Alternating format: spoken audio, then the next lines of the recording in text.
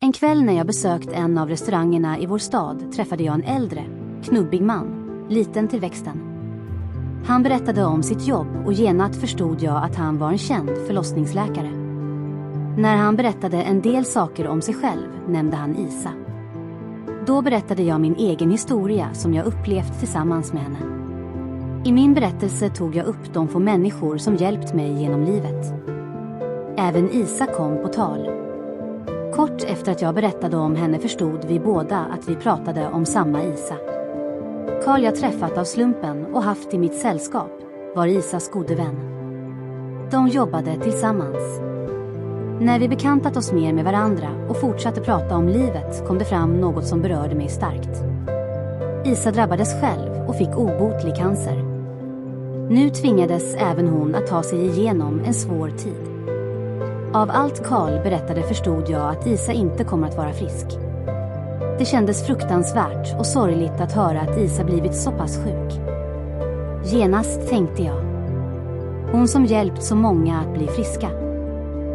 Denna dag skildes Karl och jag åt och vi bestämde att mötas på nytt. Det verkade som att han haft svårt för att planera något och jobbet på sjukhuset tvingade honom att hoppa in kvällar och nätter. Det hände att jag påträffat honom då han kom som hastigast, tog sig en öl och försvann. Man kan lätt tycka att en läkare inte ska gå till jobbet direkt efter ett krogbesök, men så är livet för en del i vårt samhälle som tvingas jobba hårt. Jag tycker att jag denna gång träffade och talade med en sympatisk och snäll människa. När jag vid ännu ett nytt tillfälle besökt samma restaurang såg jag Karl stå utanför. Han stod och talade med någon. Den han haft med sig var en kvinna som satt i en rullstol. Genast undrade jag ifall det var Isa. Något som hastigast lämnade jag lokalen och gick ut för att möta honom.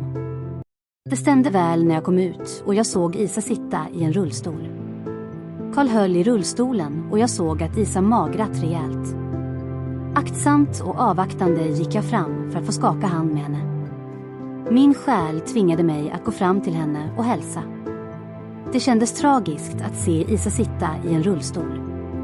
När jag såg henne föreställde jag mig genast hennes glada leende som hon haft på sjukhuset. Nu såg jag henne tyst sitta i en rullstol och jag försökte endast att hålla modet uppe.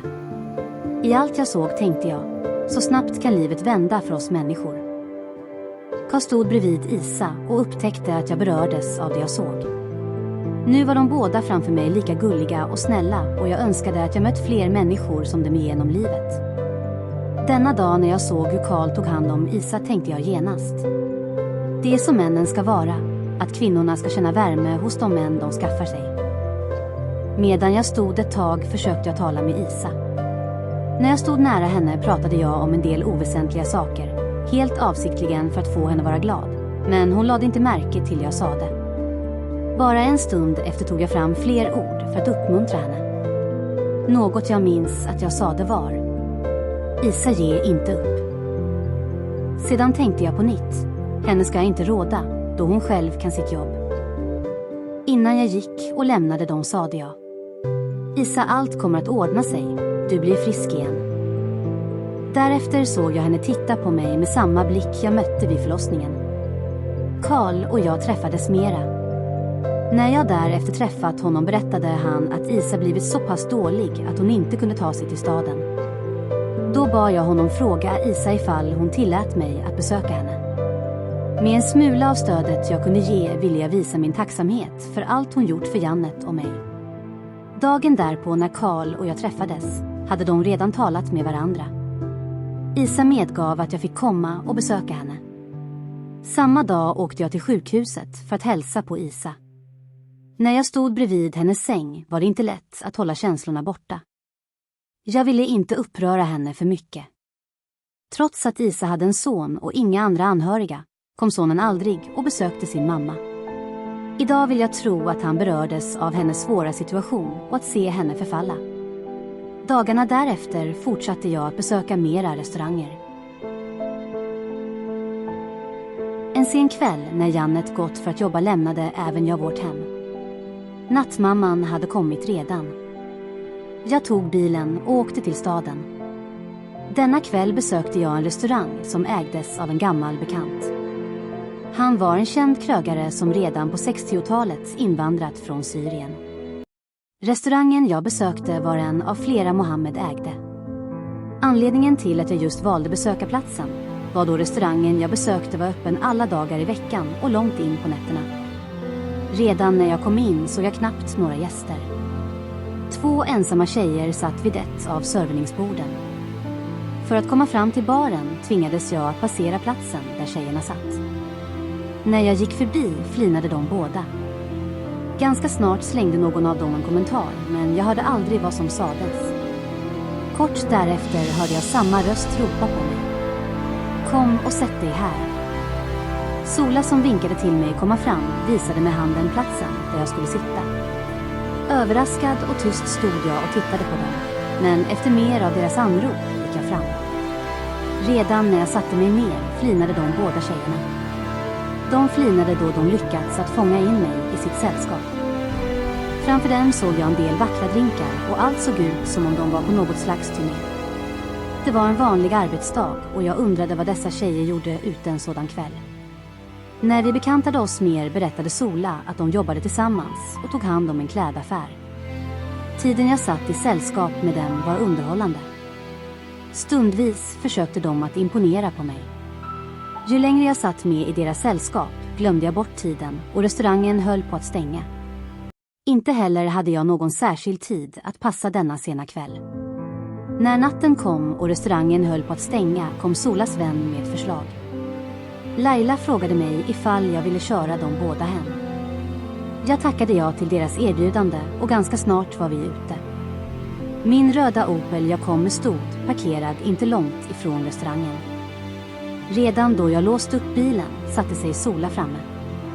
Laila tog platsen bak. Ganska snart fick jag ett intryck av att Sola som satt nära mig verkade vara intresserad av mig. När vi alla satt i bilen frågade jag: vart vill ni åka? Kör vart du vill, sade Sola bredvid mig och båda flinade. Laila bak var helt tillmötesgående och försökte att visa mig vägen.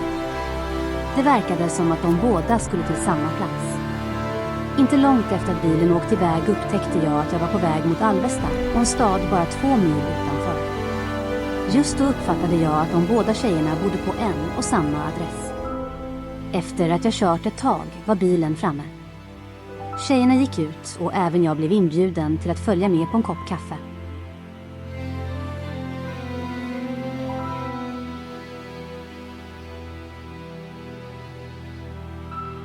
Det dröjde inte länge förrän vi alla var inne i ett litet hem.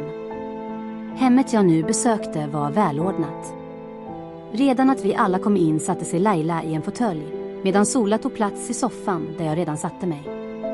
Sola som hoppade in i bilen först satt med mig i samma soffa. Den avvaktande attityden de båda visade fick mig allt mer undra vad de ville. Sola som jag haft sittandes nära mig var vacker och lyste helt med sin närvaro. Ju längre jag satt nära henne tvingades jag låtsas att jag inte berördes av hennes utstrålning. När vi satt ett tag ville plötsligt Sola åka hem till sitt. Först då förstod jag att de båda bodde på olika håll. Sola bodde i min stad. När vi klädde på oss och skulle lämna platsen ville även Laila följa med oss. Kort efter var vi alla samlade på nytt och på väg till en stad vi lämnat. Laila med sitt hem i Alvesta ändrade sig plötsligt och skulle övernatta i Växjö hos Sola. När vår bil åkte iväg ändrade Laila attityden och blev betydligt livligare.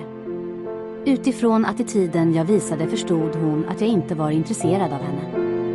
Under resan tillbaka var de båda underhållande. När jag körde på motorvägen blev jag lätt omfamnad av Sola som satt framme. Himlen ljusnade och jag upptäckte att jag stod utanför ett hus inte långt ifrån mitt hem. Just då kände jag mig bara så trött att jag endast ville sova. Ett bra tag satt vi alla i bilen utan att någon av tjejerna gick ut. Sola som jag kört till Växjö upprepade gång på gång att jag skulle följa med upp till hennes hem. Till sist gav jag efter och jag gick in till henne. När jag vid morgontimmarna lämnade hennes hem och stod utanför tittade jag mig runt omkring. Jag såg mitt hem på andra sidan av vägen och jag oroade mig för fall Jannet redan var hemma.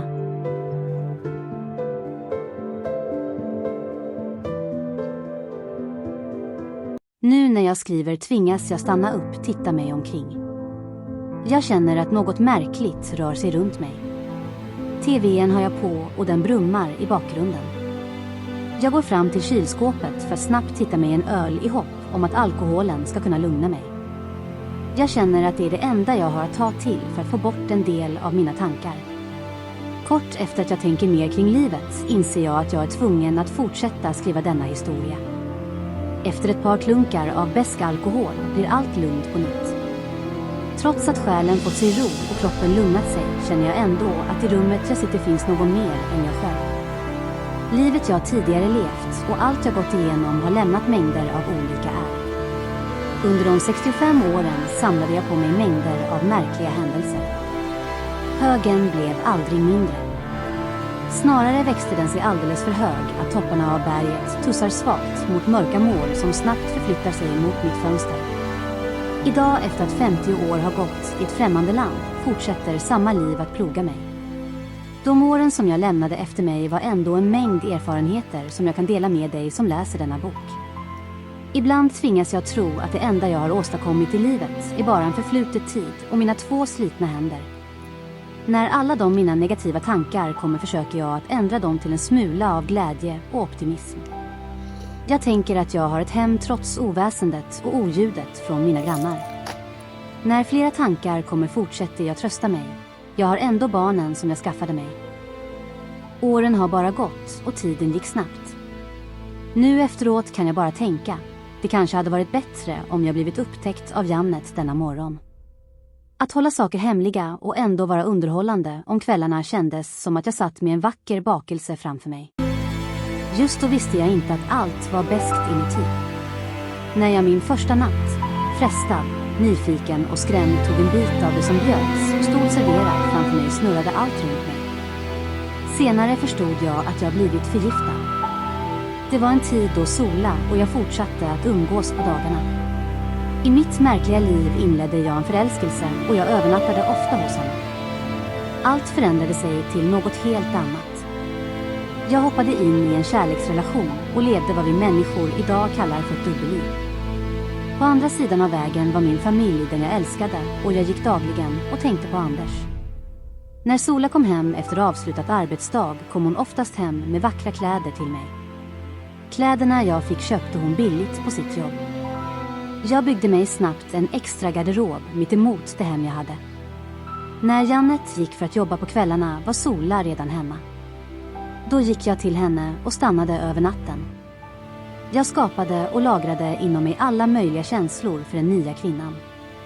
Även ångesten kom de gånger jag tänkte på min familj. Sommaren var på väg och jag planerade att göra saker tillsammans med de båda kvinnorna. Till sist trasslade jag till allt ordentligt. Det jag glömde bort var Janets årliga semester. Att jag bad henne senare lägga den för att allt skulle passa för de båda kvinnorna. Jag lovade Sola i förväg att hon och jag ska åka någonstans. Jag ville besöka pappa då han och jag inte hörts eller träffats efter att jag lämnat Zagreb.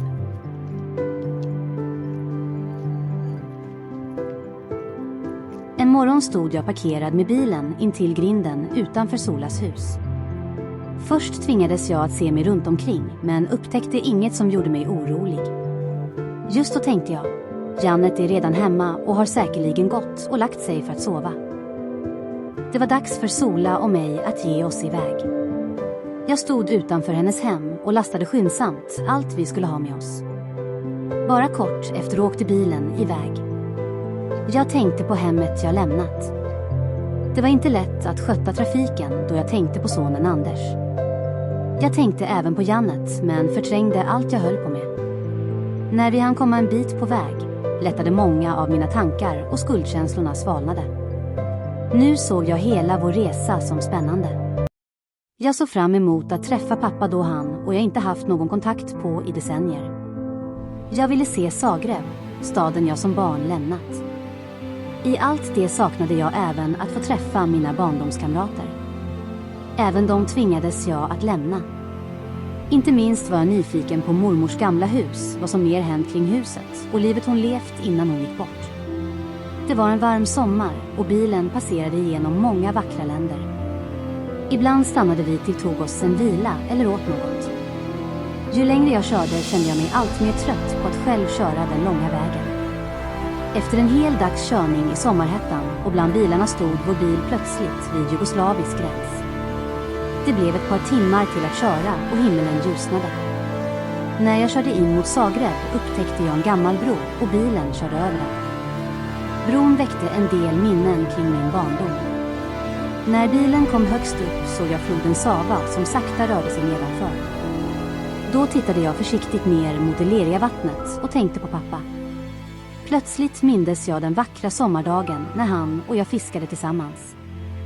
Då såg jag byggnaderna längre bort. Många av dem kände jag igen och då förstod jag att vi var nära. Jag blev nyfiken på allt så att jag lättsinnigt får runt med blicken under tiden jag körde. Just då ville jag fånga mängder av bilder av staden som jag i besvikelse tvingades att lämna en gång. Inte långt efter såg jag mormors hus som stod vid samma gata och då tänkte jag, allt är sig likt, det var där jag lekte som barn en gång. När bilen stannade utanför upptäckte jag Ella, en av mormors grannar, gå i trädgården och jag undrade hur många av dem som var kvar i livet. De flesta var redan gamla när jag utvandrade. En del var sjuka men de fortsatte att leva kvar i sina hus. Jag ville hälsa men även fråga henne kring en del saker som jag gick och undrade över. Innan jag var vid grinden ropade jag högt. Ella, vet du vem som bor i huset? Och jag visade med handen vilket hus jag menade. Ella jag mötte i trädgården kände inte igen mig. När hon upptäckte mig kom hon fram för att prata. Hon hade mycket att berätta. Människor som bodde i huset var de som tog hand om mormor innan hon dog. Mormor skrev över huset på dem som tack för all hjälp. När jag stod där utanför kände jag avsmak inför att gå in. Jag var skamsen över att ingen av oss tog hand om mormor och att hon lämnades i ensamhet åt sitt öde. Jag var även oförberedd på och skämdes över att tvingas visa för Sola all fattigdom som drabbat mig och min familj. Dagen därpå var planen att besöka pappa. Jag visste ingenting om honom mer än att han var kvar på samma psykiatriska sjukhus.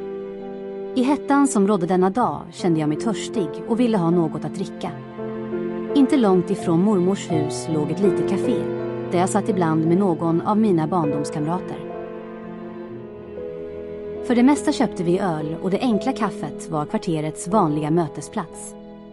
Några slitna bord med enkla stolar fyllde lokalen. Nu när Sola och jag kom in genom dörren såg jag en medelålders man sitta vid ett av servningsborden. Han satt i sällskap med 2 andra män. Han saknade en del av sina framtänder. De få han hade var väl täckta av plack som nikotinet lämnat, eftersom han rökte en del.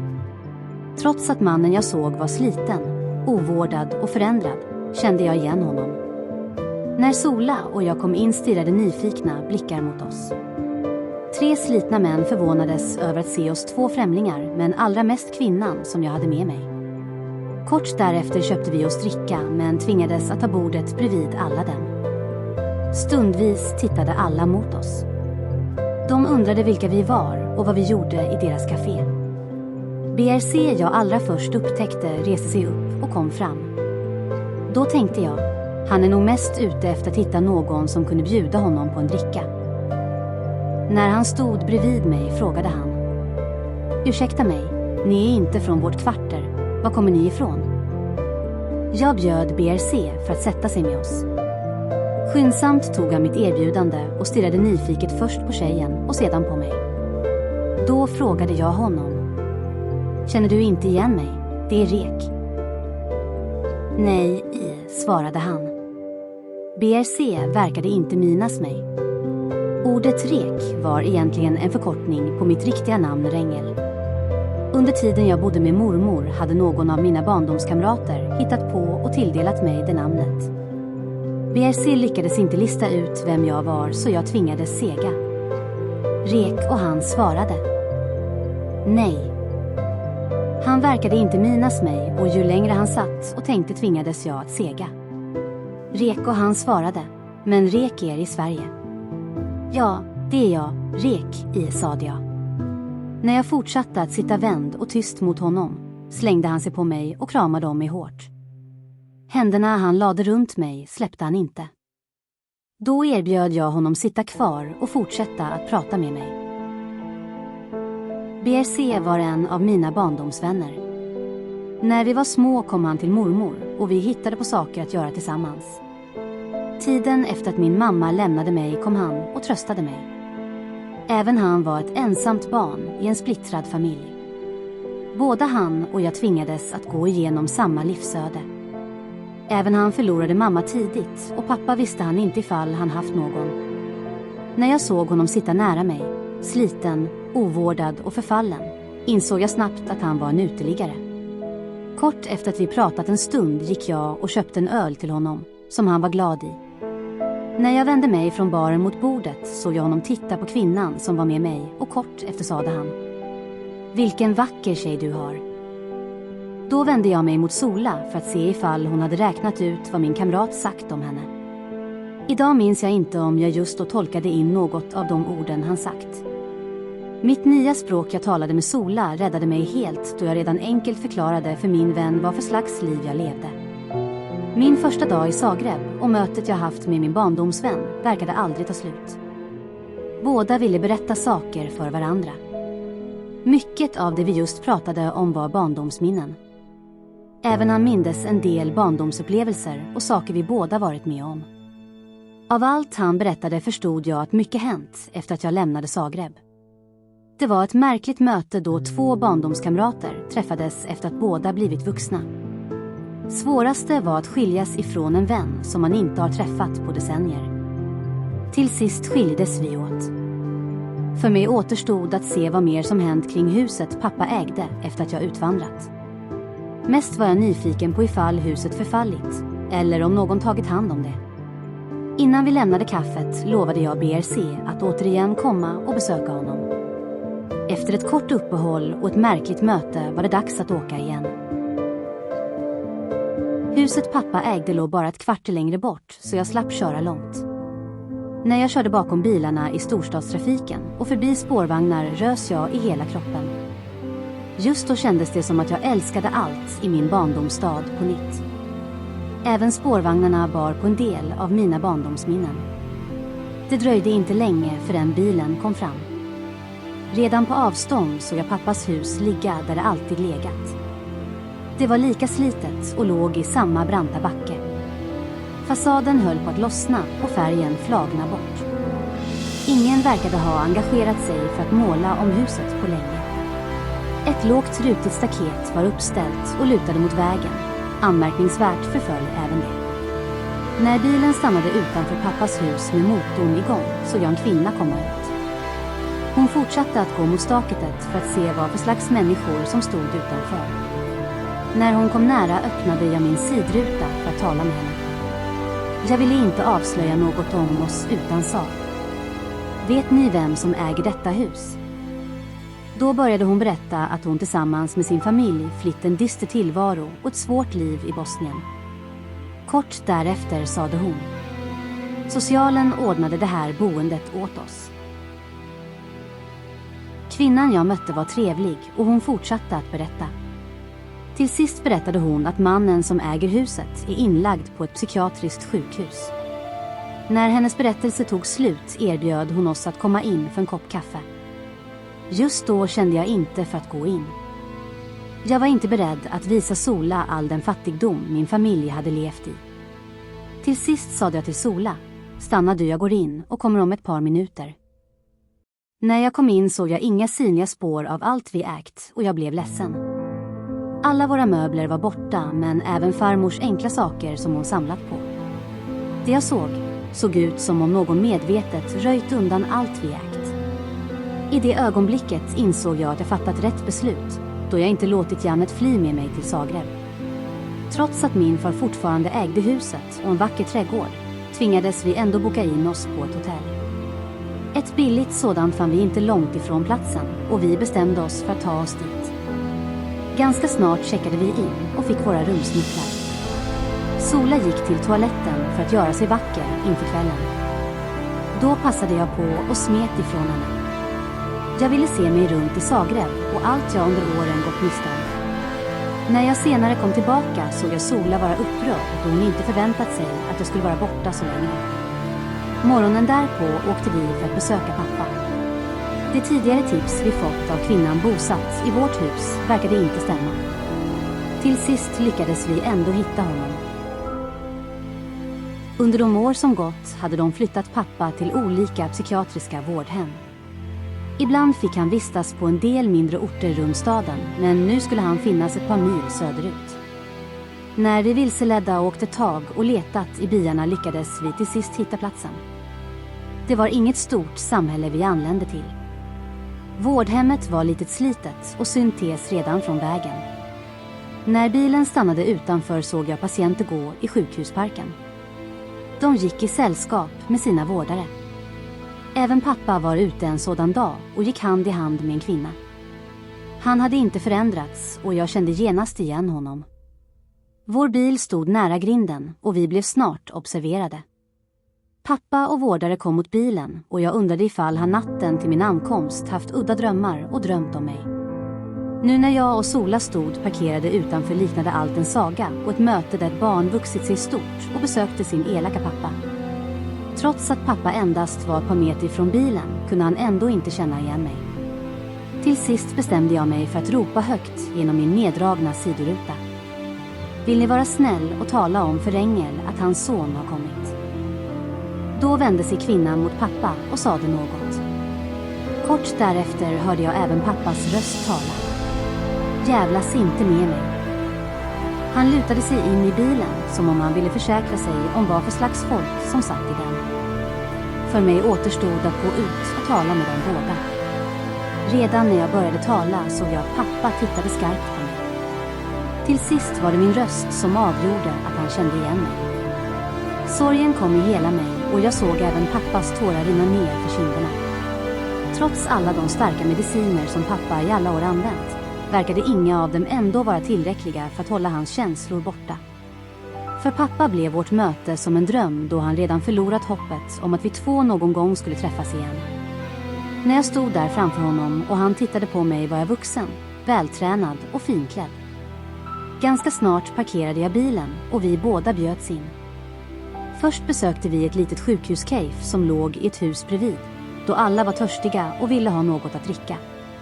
Pappa förvånade mig över att välja öl, för jag visste att han slutat dricka alkohol samma dag han blev sjuk. Redan då vi alla satt oss ner vid ett av serveringsborden kom servitrisen fram. Hon log mot pappa helt överraskad av att se honom, för han verkade inte ha besökt henne på länge. När hon stod bredvid oss berättade hon att pappa ofta kom dit men inte hade alltid pengar att betala med. Då frågade jag henne ifall han var skyldig henne något och jag erbjöd mig att betala allt. När jag betalat hans skuld påtalade jag att hon även fortsättningsvis skulle ge honom det han önskar sig och jag sade: ge honom det han önskar sig. Jag kommer att betala allt när jag nästa gång kommer och besöker honom. Det var inget långt uppehåll på kaffet för jag lovade pappa att följa med på en åktur. Personalen tillät oss att åka, men endast runt själva sjukhusbyggnaden. Denna dag åkte pappa bil med mig så han fick vistas ute i det fria en stund. Efter att vi åkt en kort runda runt sjukhusbyggnaden återvände vi till samma plats. När vi åkt runt huset berättade jag för honom att jag skyndat mig att besöka kyrkogården för att se om mammas grav sköttes av någon. Till sist lovade jag honom att komma igen och att vi skulle mötas redan dagen därpå. Ett par minuter senare skildes vi alla åt. När bilen åkte mot Zagreb såg jag mig nyfiket omkring. Mycket var förändrat i utkanterna av staden. Tiden bara rann iväg och kvällen närmade sig. Trots att resan slitit ur mig all kraft åkte jag ändå för att besöka kyrkogården. Redan då vår bil anlänt såg jag samma gamla kyrkogård stå och lysa framför mig. Allt var sig likt fullt med människor som sålde blommor utanför. Jag köpte vita nejlikor och en fin lykta med ett ljus i. Inne på kyrkogårdsområdet lyste ljus överallt. Platsen påminde mig om begravningsceremonin som jag själv varit med om. Efter en del letande fann jag även mamma. Jag upptäckte att runt en plats där hon låg hade allt blivit större. Mamma låg på en av vårt kvarters platser bland en del människor jag träffat under min uppväxt. När jag stod vid graven höll jag troget blommorna i min famn. Kort därefter spridde jag dem runt graven och de jag hade kvar lade jag ovanför. Allt låg vackert med levande ljus som glödde. De skulle få lysa åtminstone någon timme efter att jag lämnat henne. Just då var jag full av livets förundran och jag hade svårt för att ta mig därifrån. Något märkligt strålade ut från mig. Jag intalade mig att mamma var vaken och såg mig stå framför henne. När jag gick från platsen hörde jag Solas steg eka bakom mig. Vid utgången såg jag ett litet kontor och jag gick för att fråga om gravavgiften hade betalats under åren som gått. Efter mitt möte med mamma och allt jag sett kände jag stor olust inför att vara kvar i Zagreb. När jag tankfull körde bil på motorvägen märkte jag inte att jag var nära platsen där Sola och jag bokat in oss på ett rum. Kort därefter upptäckte jag även att pengarna vi tagit med oss var slut och vi tvingades lämna Kroatien. Reskassan som vi tagit med räckte endast till att komma hem. Besöken jag lovat pappa blev inte av. Även om pappa orsakat mig djupa sår som barn blev jag ändå rörd av att se honom sitta ensam på ett psykiatriskt sjukhus resten av livet. Jag kände att jag nu som vuxen gjort min plikt. Genom att jag besökt honom ville jag visa pappa att jag växt mig stor och vilken son han hade. Mamma låg mig närmast hjärtat och kontakten som försvunnit mellan oss blev min stora förlust. Besöket jag gjorde vid graven väckte obeskrivliga känslor och en undran kring vår existens. Jag förbannade orättvisan i att en del barn tvingas lämnas av föräldrarna för att få leva ensamt ett liv likt mitt. Efter att jag har besökt pappa ville jag inte väcka mer ångest i honom. Jag såg att han berörts av att se mig på nytt. Han var tillräckligt ångerfull redan när jag kom. Redan då vi möttes började han berätta om livet familjen levt och de skador han orsakat oss alla. Nu när vi träffades på nytt tyckte jag att stunden var kommen då vi skulle avsluta vårt liv tillsammans. Med det enkla besöket ville jag visa honom att jag trots all min ensamhet ändå lyckats att ta mig ur det onda. Stundvis tänkte jag på honom, men livet jag själv gått igenom hade tvingat mig att tänka på mig själv. Många av er som idag läser om livet jag levt kan lätt kalla det för en människotragedi.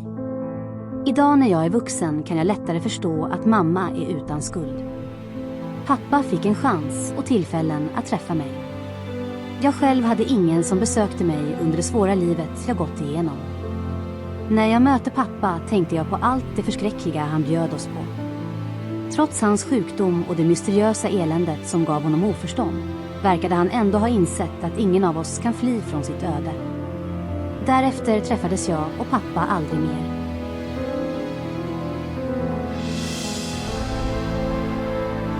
Resan hem gick som planerat. Bagaget i bilen var överfullt av saker och hjärtat fullt av smärta.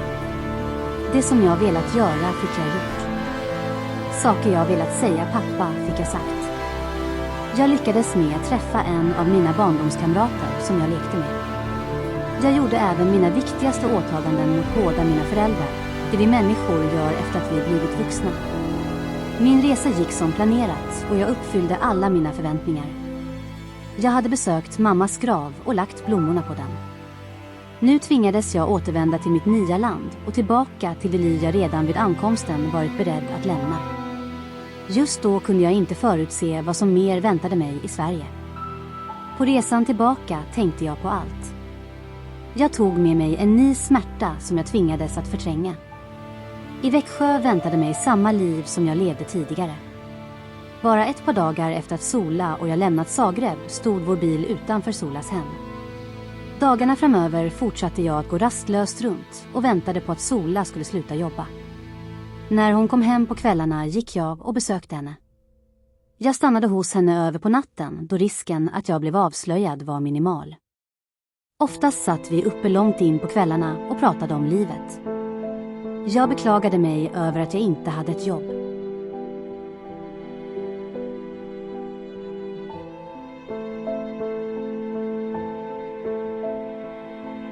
En sen eftermiddag åkte jag till staden och besökte en gammal vän.